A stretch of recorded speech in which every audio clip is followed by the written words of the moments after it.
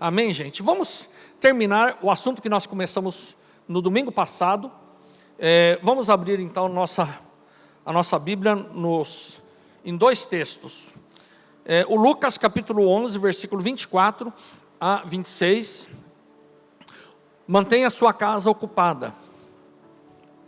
E hoje nós vamos falar das lições de um casal para a nossa família. Mantenha a sua casa ocupada. Lucas capítulo 11, versículo 24. O melhor lugar do mundo para a gente estar, logicamente além da vontade de Deus, mas fisicamente falando, deve ser a nossa casa, o nosso lar.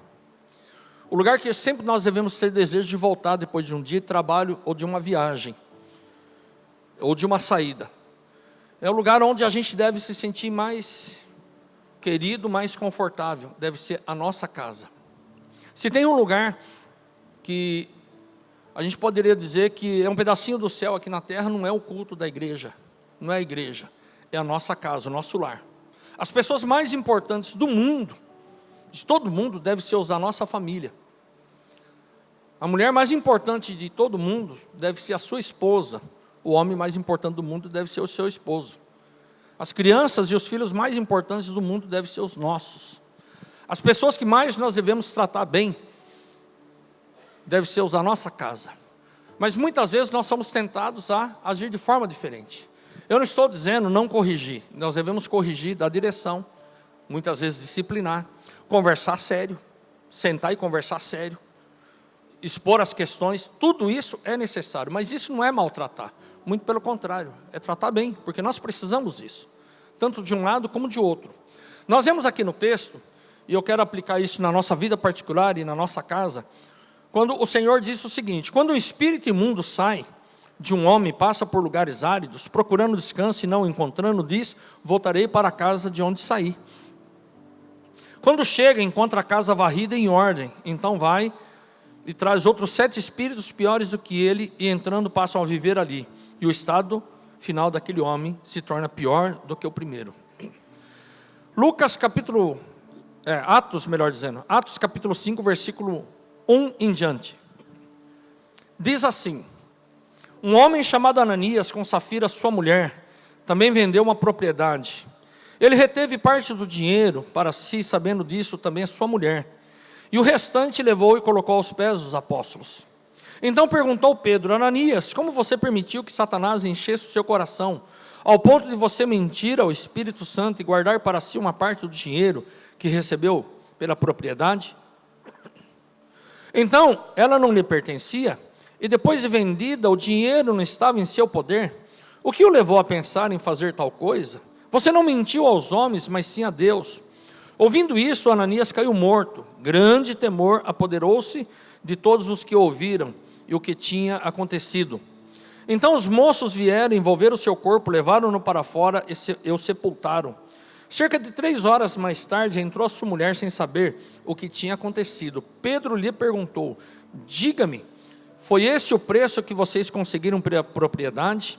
Respondeu ela: sim, foi esse mesmo. Pedro lhe disse: por que vocês entraram em acordo para tentar o Espírito do Senhor? Veja, estão à porta os pés do que sepultaram o seu marido, e eles a levarão também. Naquele mesmo instante ela caiu morta aos pés dele. Então os moços entraram e, encontrando-a morta, levaram-na e a sepultaram ao lado do seu marido. E grande temor apoderou-se de toda a igreja e de todos os que ouviram falar desse acontecimento. Nós vemos aqui nesse texto que a igreja primitiva, liderada pelos apóstolos, ela estava ganhando muita gente para Jesus. Muitas pessoas estavam se convertendo. Milhares de pessoas já tinham recebido o Senhor Jesus. E nós vemos que tinha um casal que provavelmente tinha uma certa influência na igreja, Ananias e sua esposa Safira. E esse casal, provavelmente eles sentiram muita inveja do que Barnabé, um dos líderes da igreja, tinha feito. Barnabé, ele tinha na verdade ele chamava José, e ele foi apelidado de Barnabé, que significa filho da consolação, ou o consolador. ele era de um coração gigantesco. E ele tinha vendido a sua propriedade, porque ele era um homem de posses, ele era rico. E a sua propriedade, o valor, ele deu todinho para a igreja de oferta. Ele deu. Ananias e Safira, vendo isso, sentiram inveja. Falou, pô, o cara está querendo se aparecer, ou o cara acha que é melhor que os outros, e tem esse negócio de inveja. Deve ter tido uma inveja, o pessoal talvez começou a elogiar ele, eles não ficaram bem, e Ananias e Safira combinaram dentro de casa, falou, vamos fazer o mesmo, porém a gente vende a nossa propriedade, fala que a gente dá uma parte do dinheiro, e fala que foi o dinheiro da propriedade todinha. Então o problema não foi ele ter dado metade ou uma parte apenas, o problema foi ele ter mentido no valor. Mesmo porque Pedro falou assim, Ananias, se você desse só alguns centavos do valor da propriedade, tudo bem. Se desse inteiro, também tudo bem. Se desse metade, tudo bem, mas falasse a verdade. Você mentiu ao Espírito Santo, achando que podia enganar, mas o Espírito Santo sabe tudo. E naquele momento veio um juízo de Deus sobre ele, ele morreu na hora. Ele caiu morto. 3 horas mais tarde, a mulher dele chega, provavelmente tinha passado no cabeleireiro, ter feito as unhas, porque como eles iam ser ovacionados, ela falou, não posso estar com o cabelo desse jeito, eu preciso dar um trato, né? Tem um dia da noiva, mesmo que fosse casada, eu vou me preparar. 3 horas depois, imagina só, o tempo que esse culto estava acontecendo. E ela chega, Pedro fala, foi tanto? Ela falou, foi. Ela falou, olha, já tinha combinado em casa. E ela então, Pedro falou assim, ó, levaram o seu marido morto, eles vão levar você também. E ela morreu também. E a igreja toda ficou com muito temor no coração, entendendo que Deus leva muito a sério 2 coisas, a família e a igreja. Deus leva muito a sério a família e a igreja. Por que a igreja? Porque aquela situação, se aquilo se adentrasse, infiltrasse na igreja que estava nascendo, ia ser um grande problema. Alguns comentaristas dizem que Ananias, ele já tinha um grupo que pensava como ele. Alguns comentaristas, alguns historiadores dizem que já tinha um pessoal que concordava com essa atitude dele. Ele já estava contaminando as pessoas a serem mentirosas dentro da igreja e a serem invejosas e a ficar cobiçando as coisas. E nós aprendemos algumas coisas com essa família que não ocupou a sua casa. Eles não ocuparam a sua família. Eles não ocuparam dentro do coração deles e dentro do lar deles com aquilo que Deus gostaria que ocupasse.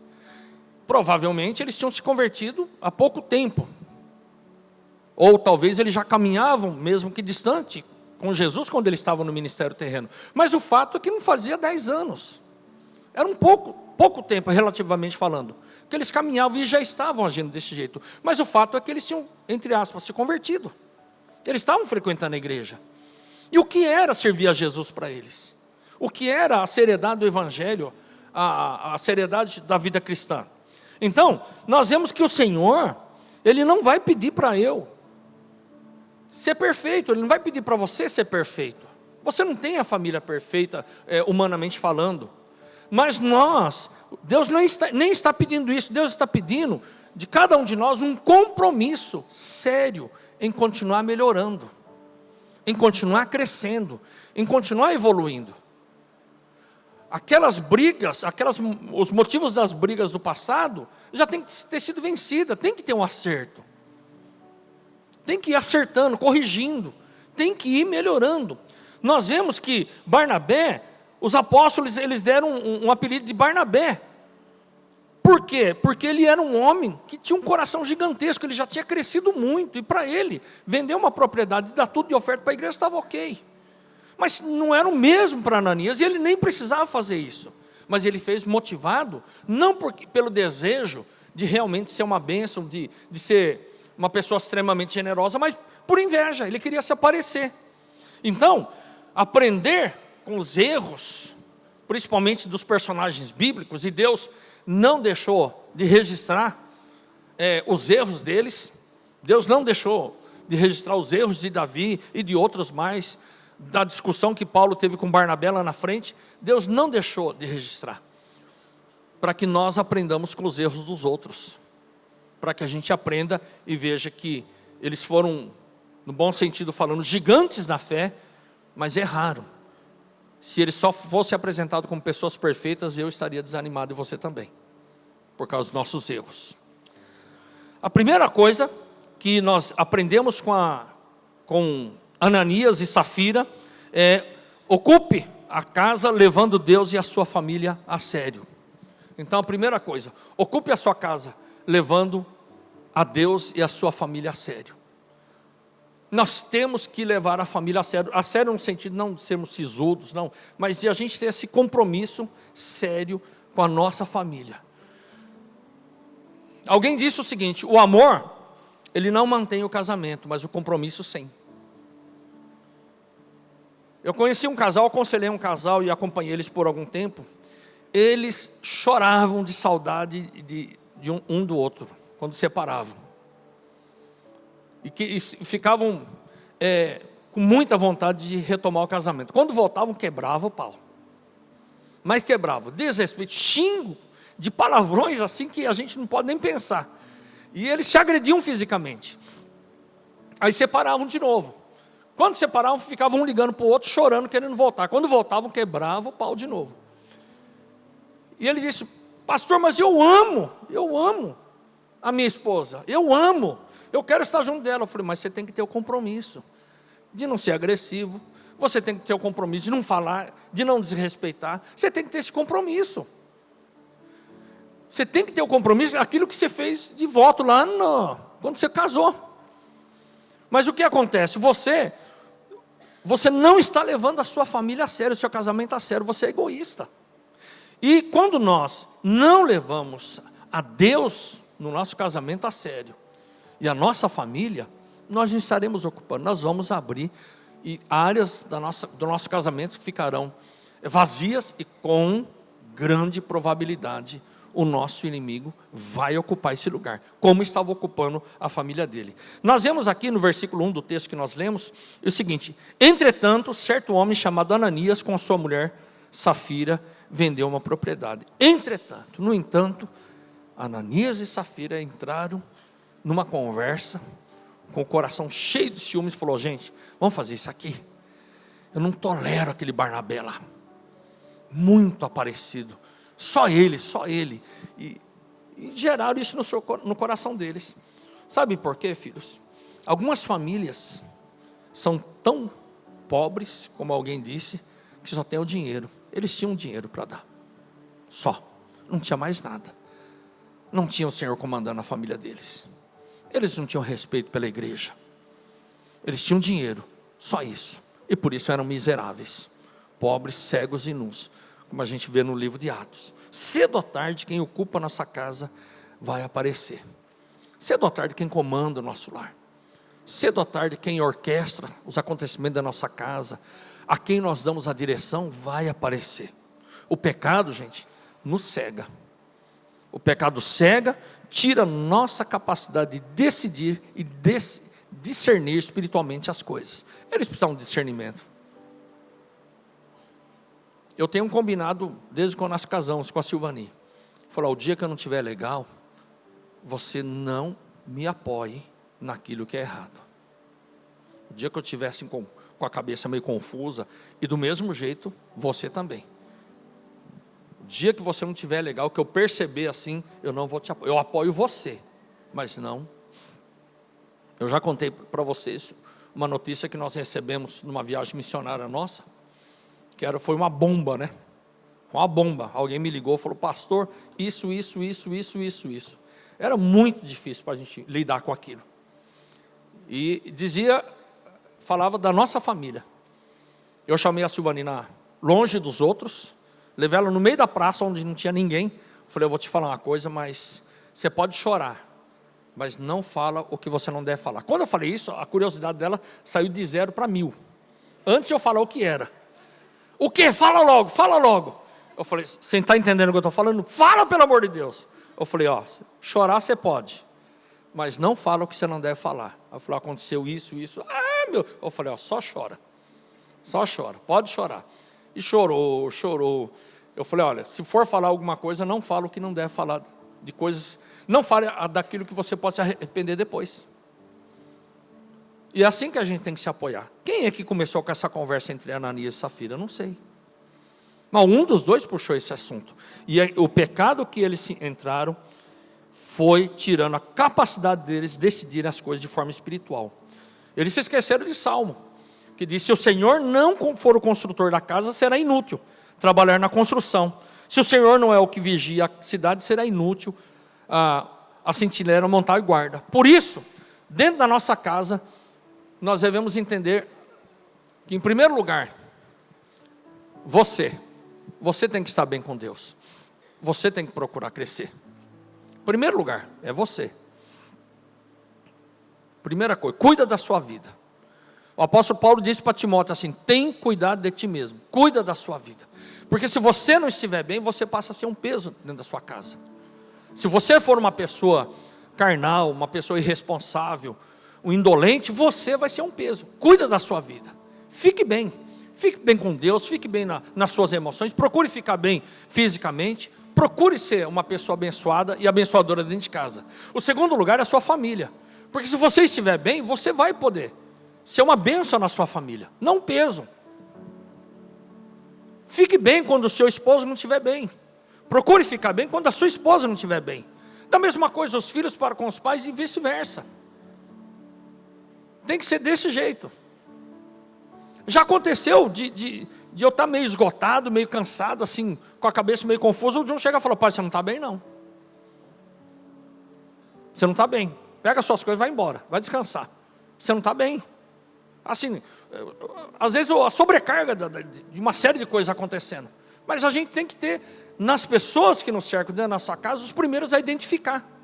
Então, para que a gente cuide bem da nossa família. O terceiro passo, aqui os comentaristas e as pessoas que ensinam, eles discordam e concordam em alguns pontos. Igreja e trabalho. Alguns colocam igreja antes do trabalho. Outros entendem que o trabalho é antes da igreja. Para mim elas se equivalem. Porque se você não inserir a sua família na igreja, não somente local, mas no contexto do corpo de Cristo, não vai ser bom. Ele vai se comprometer com outros lugares. Mas também você precisa trabalhar. Você precisa trabalhar, você precisa colocar em ordem as questões financeiras da sua casa. Então, para mim, se equivalem. Trabalho e igreja. Então, em primeiro lugar, você mesmo, ocupe a sua casa com seriedade, levando Deus e a sua família a sério. Cuide da sua vida, muito bem. Esteja bem. Fique bem. Segunda coisa, sua família. São as pessoas mais importantes do mundo para você. Terceiro lugar, tem a igreja e o trabalho. Para que você feche tudo bem, de uma forma bem hermética, para que o nosso inimigo não venha adentrar ali. Em nome de Jesus. Coloque tudo isso na mão de Deus. E o Senhor vai edificar a sua casa. Quem está entendendo, diga amém. Você pode aplaudir a Jesus por isso? A segunda coisa, ocupe a sua casa com boas influências. No versículo 2 do texto que nós lemos, você pode ficar com o texto ali aberto, diz o seguinte: mas em acordo com a sua mulher, reteve parte do preço e levando o restante, depositou aos pés dos apóstolos. Então eles entraram num acordo. Falou, gente, vamos deixar guardado aqui, ó. Safira, isso aqui a gente, com essa parte aqui, a gente faz uma viagem para Cancún. Fica aqui, ó. Deixa aqui do lado. E vão levar o restante para a igreja. E vão falar que é todo o valor. Mentiroso. Nós vemos que aqui, eles entraram no acordo. Gente, eu não sei se eles tinham filhos. Não sei se eles tinham filhos. Essa atitude deles trouxe um juízo de Deus sobre eles. E se eles tinham filho já, deixou num dia só, numa questão de 3 horas, os meninos órfãos de pai e de mãe. Você imagina que situação. Mas você sabe por quê? Se Ananias começou com essa conversa, Safira tinha falado, não vão fazer isso não. Para, cara. O que você está pensando? aquele Barnabé. Não faça as coisas motivado por cima dos outros. Você pode fazer as coisas influenciado, inspirado por outros, no bom sentido falando, mas desse jeito. Ou se Ananias, Safira começou, boas influências. Se tem um lugar onde nós temos que ser uma influência positiva e que melhora, dentro de todos os lugares, é a nossa família, dentro da nossa casa. É o lugar que nós devemos influenciar. Gente, as gerações que estão vindo têm dificuldade muitas vezes porque os pais tem um filho de um pastor que eu conheci. O filho dele me falou. Ele falou: pastor, eu liguei para a secretaria da igreja e marquei um horário na secretaria da igreja para conversar com meu pai, porque em casa eu não consigo conversar com ele. Eu falei: cara, você fez isso? Ele falou: fiz, porque em casa não tinha jeito. Quando eu apareci, meu pai tomou um susto. Não está certo isso. Não está certo. Em relação à ligação, várias vezes, né, participando de reuniões com pessoas e tal, pastores, as pessoas da minha família podem me ligar a qualquer hora. Eu peço licença e atendo. Outras ligações, dependendo da conversa, não. Mas por quê? São os da nossa família. A menos que eu não veja, é lógico. Você imagina um negócio desse? Por quê?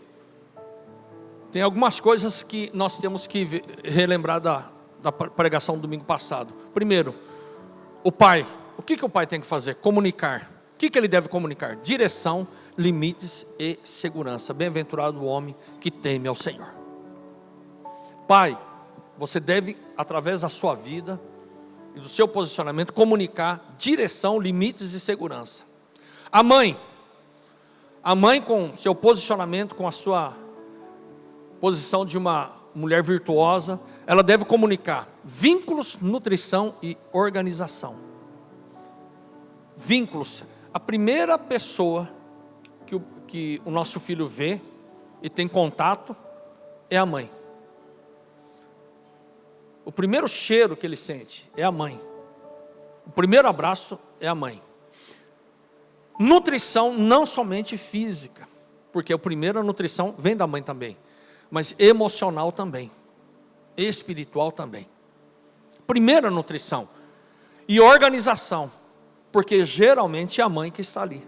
Filho, faz isso aqui, ó, coloque suas coisas ali, etc, etc, etc. Quando a aliança no casamento, no casal, ele é forte. Quando a aliança no casamento, o papel do marido, o papel da esposa é bem posicionado, o que vai acontecer? Nós vamos trazer uma identidade para os filhos, na sexualidade, na afetividade e no companheirismo. Então, a figura do pai para os filhos, a figura da mãe para as filhas, a figura do pai para as filhas. As filhas devem querer casar com um homem como seu pai. Eu quero casar com alguém que me trate como você trata minha mãe. E a mesma forma, os filhos querendo casar com uma mulher que tratem uma mulher como a sua mãe trata os seus pais, o seu pai, melhor dizendo. Mas por quê? Porque quando nós temos essa aliança, quando as coisas elas estão fora, Deus não vai abençoar da mesma forma. Por isso nós vemos que a estrutura familiar formada assim, então é um escudo que vai proteger os nossos filhos para a próxima geração. Em nome de Jesus. Amém, filhos? Eu acredito que o nosso inimigo investe muito mais na família do que na igreja. Ele investe muito mais. E às vezes, não tem lógica você querer terceirizar a educação dos seus filhos para a igreja. A gente pode ajudar, podemos aconselhar os filhos, podemos fazer uma série de coisas, mas é dentro de casa, irmão. Você imagina que os nossos filhos passam às vezes 8 horas na escola? Você já imaginou um negócio desse? 2 horas, 3 horas na igreja por semana, 8 horas por dia na escola. Pensa um negócio desse. Só de você pensar nisso, nós temos que blindar os nossos filhos. Amém, filhos? A terceira coisa. Ocupe a sua casa com o Espírito Santo, enchendo o seu coração.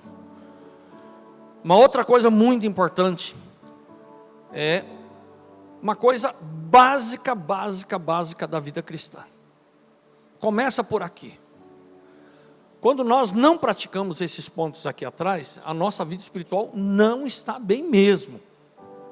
É uma coisa básica que todos nós devemos ter na nossa vida cristã, dentro da nossa casa. E são as primeiras coisas, espiritualmente falando, que nós devemos ensinar aos nossos filhos. É a primeira coisa que um casal deve fazer depois que casa. Chegou na nova casa, é a primeira coisa. São esses 3 pontos aqui, ó. Os 4 pontos, melhor dizendo. A palavra, nossos filhos devem ver a gente ler na Bíblia. Mas a gente não deve ler a Bíblia só para os nossos filhos verem. É o nosso alimento diário. Nós temos que ler a Bíblia. O incentivo aqui na igreja é ler a Bíblia uma vez por ano. Então, nós temos que ler a palavra. Temos que ter versículos da Bíblia. Eu conheço famílias que escrevem versículos da Bíblia, cola na geladeira, cola no espelho do banheiro, e cola no box do banheiro, e cola versículos para ir decorando. Nós temos que nos alimentar da palavra. A Bíblia fala que a única parte da armadura de Deus que é o ataque é a espada do Espírito. Paulo escrevendo aos Efésios, ele diz que a espada do Espírito, os demais é defesa, desde capacete, couraça, cinturão e assim por diante. Então, é a palavra. Se a gente não conhece a Bíblia, como é que nós vamos alimentar a nossa fé? O pastor Pacheco, o pastor que me batizou, ele contou uma história que uma senhora veio e falou: pastor, meu marido morreu. Mas ele estava doente no hospital? Estava doente no hospital. Ele conhecia Jesus? Não. E o que você falou na hora que ele estava ali? Ela falou assim: eu falei um versículo da Bíblia. Ah, você falou um versículo da Bíblia? O que você falou? Ela falou assim: no princípio era um buraco. Falou: o único versículo que eu lembrei. Mas onde está isso aí? Ele falou: lá em Gênesis. Lá em Gênesis. Você imagina um negócio desse? Não sabia nem um versículo para citar. E era uma mulher que frequentava a igreja. Diga misericórdia. Você não é assim.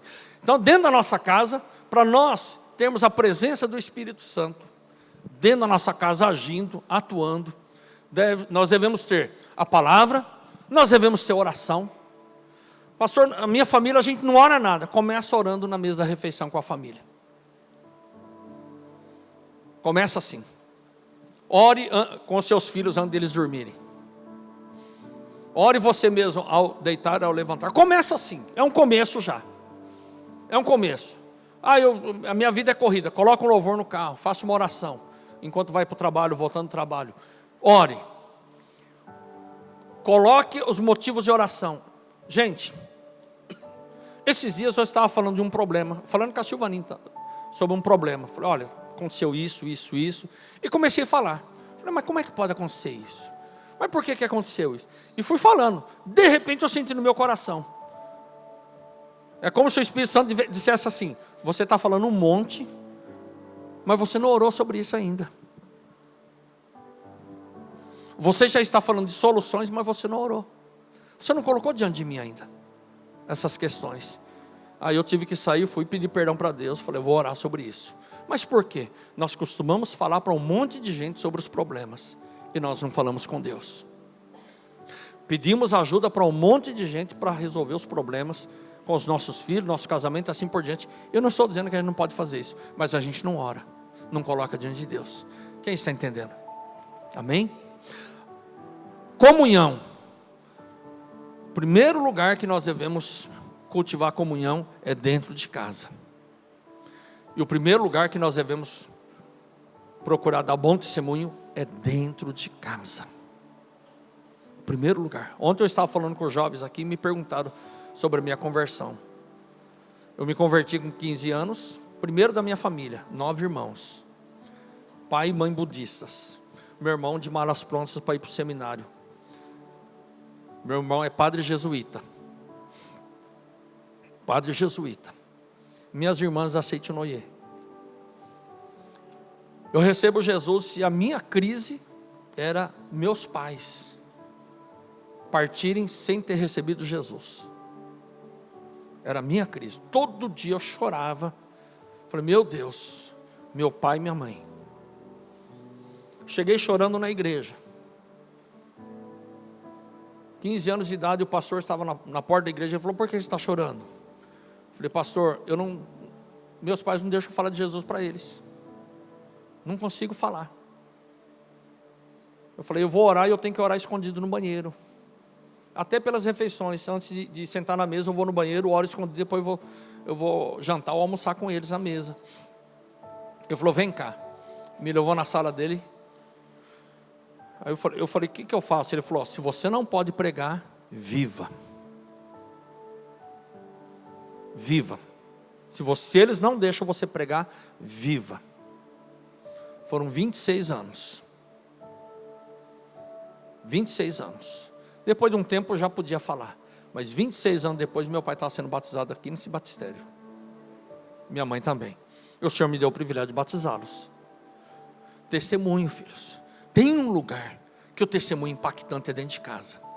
Mas é o lugar também onde a gente encontra mais resistência. Quem é você para falar isso? Semana passada você estava fazendo aquilo. Não é assim? E cada vez que as pessoas confrontam, é o momento de você testemunhar. Fazia, não faço mais. Ah, você ia dormir de qualquer jeito. Por que você está orando agora? Não orava, mas agora eu oro. Isso é o testemunho, gente. Testemunho de Jesus poderosamente. A quarta coisa é ocupe a sua casa com a essência de Jesus e não com a aparência. A aparência, gente. Conhece aquela história daquele irmão que ele tinha um terno azul? E ele, na casa dele, ele era terrível. Isso é uma historinha, viu? Terrível. O homem era terrível, terrível. A família dele tinha pavor desse homem. Mas no final de semana ele vestia um terno azul. Quando ele vestia o terno azul, mudava. Aí era aleluia, glória a Deus e versículos da Bíblia. Ele vestia o terno azul, mudava. Aí eles iam para o culto. Chegava do culto, ele tirava o terno azul, aí a desgraça voltava. E era desse jeito. Vestia o terno azul, o homem mudava. Ele parecia que criava um par de asas nas costas. Ele não andava, ele flutuava. O homem era um negócio. Aí quando ele tirava o terno azul, era uma desgraça. E era assim por muito tempo. Vestia o terno, o homem virava um anjo. Um dia ele morreu. Aí ele foi sepultado e o terno azul subiu para o céu. Que o salvo ali não era ele, era o terno. Aí eles viram o terninho subindo assim, o anjo levando o terno embora. Porque o santo ali era Então, ocupe a sua casa não com aparência, porque aparência, gente, mas é a essência. E a essência ela vai aparecer em momentos, nem sempre de facilidades. É no momento que você está assim. Tá. Olha o que aconteceu uma vez. Uma vez uma pessoa me escreveu uma carta. Gente, aquela carta foi terrível. No envelope, entregou para o Jun. O Jun era novinho.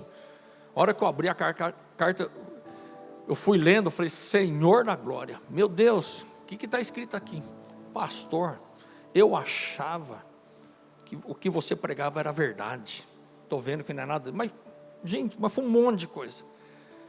E os meninos perceberam, a Silvani perceberam, ficaram olhando assim, enquanto eu estava lendo aquela carta, horrorizado. Não li de voz alta não, só pela minha fisionomia, falou, foi ruim, né?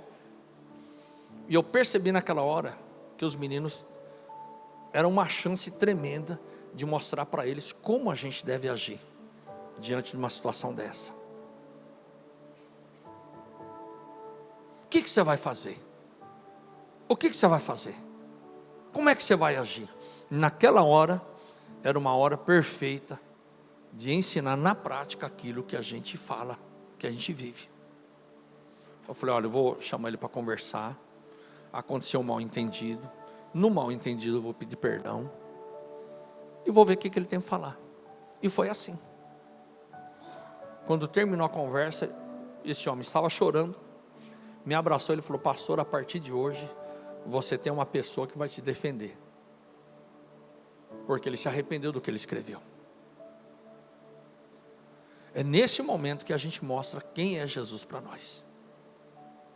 quem é que não é só nossa aparência ou nosso discurso, é dentro de casa. Por isso, existem 4 coisas que são importantes dentro de casa, e aqui é que aparece. Primeiro, transparência. Se tem um lugar que nós não podemos esconder coisa dentro de casa, se tem um lugar que nós não devemos esconder as coisas, é dentro de casa. Essa é a primeira coisa. A segunda coisa é vulnerabilidade. Nós não estamos sempre certos dentro de casa. Tem hora que nós devemos ser vulneráveis. Falar assim, gente, realmente, eu errei. A outra coisa, sinceridade. Nada de máscaras. Sinceridade. Falou, eu acho isso. Não gostei. Ou gostei. E a última é a comunicação. Essas coisas não podem faltar dentro de casa. Olha o que aconteceu uma vez. Eu estava no litoral. A gente foi no litoral com a família do pastor Bala. E estava chegando o dia da gente ir embora. A gente foi conhecer uma praia. Um lugar muito gostoso. Estava chegando a hora do almoço e estava muito quente. Eu estava dentro da água, num lugar bem calmo, com uma prancha de isopor na cabeça. E o Jun pulou na água e veio nadando. O Jun era quase adolescente. E o Bala, debaixo da água, falou, vamos embora, vamos almoçar. Chamando a gente para almoçar. E o Jun veio, e ele estava assim, diferente. Ele falou, pai, eu preciso conversar com você. Eu falei, mas aqui? Ele falou assim, eu preciso conversar com você, tem algumas coisas que eu quero falar para você. Aí, ele começou a falar, eu falei, filho, vamos fazer o seguinte, nós já estamos para voltar para casa. A hora que a gente voltar, a gente conversa, você pode segurar? Ele falou, posso. Voltamos. Naquela semana, ele veio e abriu o coração, uma série de coisas. Eu falei, puxa. Naquele dia, eu fui, à tarde, fui tomar banho, e debaixo do chuveiro eu orei. Falei, Deus, o que eu preciso fazer para minha família melhorar? Aí eu fui incluindo várias coisas na oração. Falei, Senhor, o que eu preciso fazer para os líderes da igreja melhorarem? O que eu preciso fazer para a igreja melhorar? E fui colocando vários assuntos. Mas eu tomei um susto, porque no meu coração eu ouvi uma voz assim, você quer que tudo isso melhore? Melhore você. Porque se você melhorar, as coisas já estarão melhorando. Eu tomei um susto. Aí naquela semana, nós tivemos um discipulado em família. Aí nós sentamos, nós 4, os meninos eram bem mais novos. Eu falei, vamos fazer o seguinte, hoje nós vamos fazer diferente. Nós vamos fazer diferente. Eu vou falar dos meus erros para com vocês, e cada um de nós vai falar dos seus próprios erros. Não do que o outro está errando. Nós vamos ter um tempo de confissão aqui. Falei, eu sou o primeiro. Aí eu fui falando. Falei, Silvani, eu acho que eu não devo agir assim com você, assim, assim, assim. Seite, assim, assim, assim, assim. Jun, assim, assim, assim. Aquela conversa nossa, que era para ser 1 hora, 1h30, nós ficamos umas 3h30 ali. E 1 hora pelo menos abraçado. Chorando. Pedindo perdão. Você sabe o que é sentir a presença de Deus assim? Você sabe por quê, filhos? Nós não precisamos de aparência dentro da nossa casa, mas precisamos da presença de Jesus. Nós não precisamos. Depois disso aí, o Seite passou bastante luta dentro da igreja, fora da igreja, como filho de pastor. E a gente sabe que filho de pastor passa por algumas guerras mesmo. Uma quinta-feira, ele falou, vamos conversar?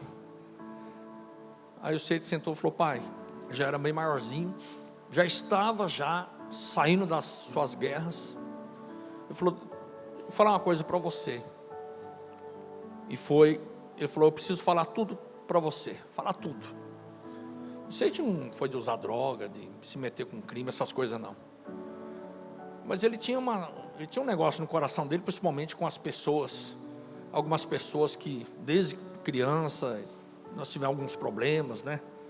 Tinha um irmão que falava assim: eu vou te seguir para onde você for, né? Tudo que você fizer de errado, e tudo que eu achar que você está fazendo de errado, eu vou contar para todo mundo. Aqui da nossa igreja. Tinha essas coisas, né?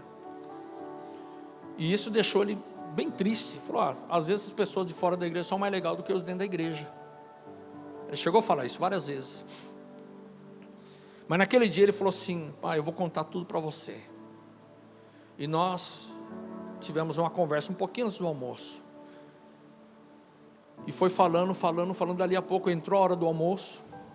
A Silvani bateu na porta, falou: o almoço está pronto. Nós não fomos almoçar, fomos. Era bem depois do almoço. E a gente ali abraçado. E o Espírito Santo, você sente a presença manifesta dele.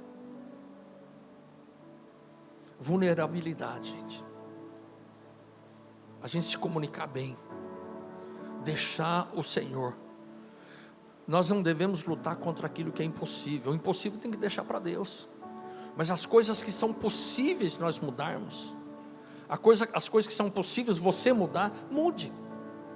Mas aquilo que é impossível não tem como. Ora e deixa para Deus resolver. Para que a gente vai bater naquilo que é impossível?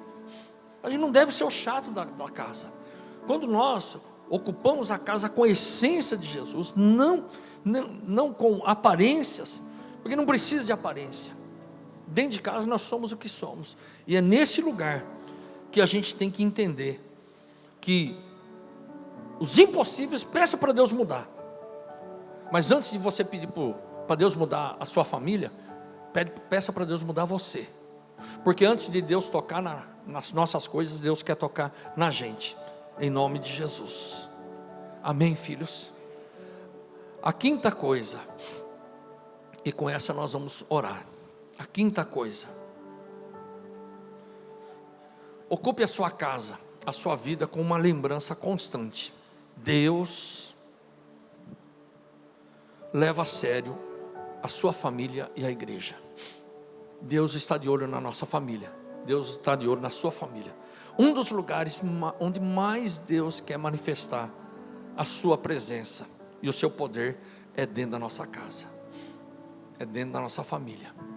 Em nome de Jesus. Amém, filhos? Deus quer se manifestar através da sua vida. Proteja a sua família dela mesma. Blinde a sua família dela mesma. Blinde a sua família. Seja a pessoa que mais a sua família confia. Seja o melhor amigo das pessoas da sua família.